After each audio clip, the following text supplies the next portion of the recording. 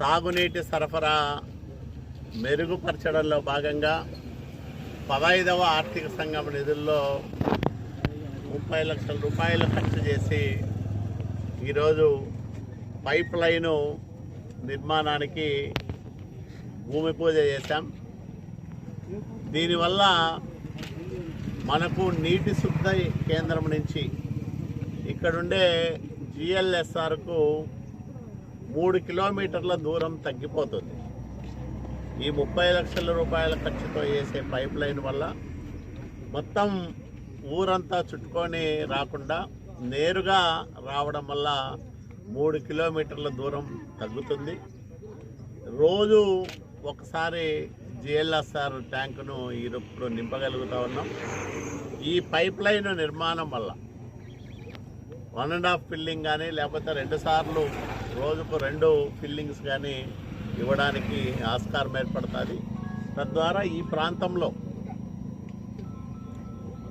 32, 31, 30 అట్లాగే ఈ వార్డులకు సంబంధించి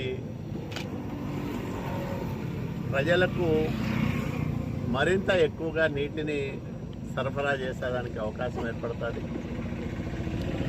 ఇదే కాకుండా పట్టణంలో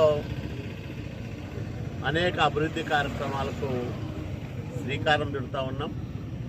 ఖచ్చితంగా ఈ 4 సంవత్సరాల కాలంలో 14, 19 మధ్యకాలంలో ఏవైతే రోడ్ల విస్తరణ అట్లాగే రైల్వే వంతెనల నిర్మాణానికి ఆ రోజు ప్రయత్నాలు చేశాము.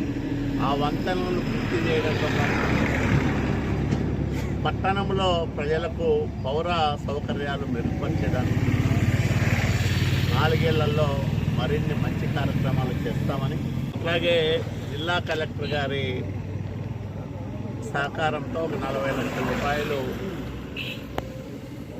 డిస్ట్రిక్ట్ మినరల్ ఫండ్ నుంచి డబ్బులు తెచ్చుకున్నాం. కనేకల్లు ఎస్ఎస్ ట్యాంక్ నుంచి మన నీటి శుద్ధి కేంద్రం దాకా ఉన్న పైప్ లైన్లో మరమ్మతులు అవసరమైన మరమ్మతులు చేయడానికి, ఎక్కడైతే పైప్ లైన్ కొంత ఏదైనా మార్చాల్సి ఉంటే అది మార్చడానికి ఈ నిధులను వెచ్చిస్తాం. ఈ నిధులు పబ్లిక్ హెల్త్ ద్వారా ఖర్చు చేస్తాం. పబ్లిక్ హెల్త్ అధికారులతో కూడా మాట్లాడాం.